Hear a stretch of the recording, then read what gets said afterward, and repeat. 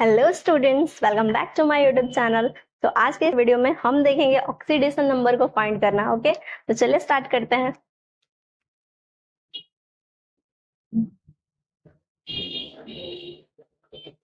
तो क्वेश्चन है हमारा HSO3 ओके, तो इसका हमें ऑक्सीडेशन नंबर फाइंड करना है। ठीक है, तो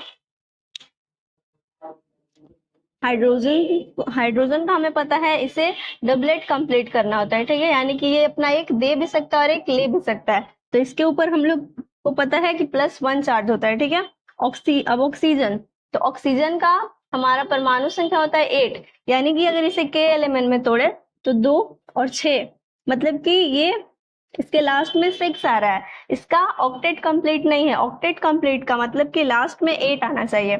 तो ऑक्टेट कंप्लीट करने के लिए ये क्या करेगा, 2 इलेक्ट्रॉन किसी से लेगा। 2 इलेक्ट्रॉन किसी से लिया, इसीलिए इस पर 2 माइनस का चार्ज होता है। ठीक है, तो अब हमें चार्ज पता चल गया है। तो हाइड्रोजन का +1 चार्ज होता है और ऑक्सीजन के ऊपर -2 चार्ज होता है। ठीक है, तो अब H हाइड्रोजन के लिए +1 लिए हम लोग, यानी कि 1 प्लस, और जिसका निकालना है ऑक्सीडेशन नंबर उसको हम लोग x मानते हैं। तो S का निकालना है तो इसको x मान लिए, प्लस अब ऑक्सीजन के ऊपर -2 का चार्ज होता है, तो -2 एक ऑक्सीजन के लिए, तो यहाँ पे 3 ऑक्सीजन है तो गुना हम लोग 3 कर देंगे।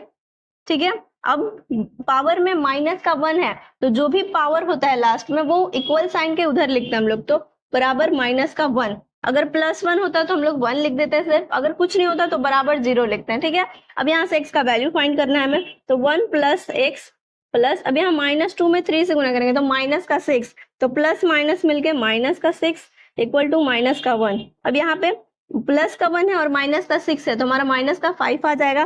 तो x -5 बराबर -1। अब x अपना रहेगा, -5 इक्वल साइन के उधर जाएगा तो +5 हो जाएगा, इक्वल टू -1 +5।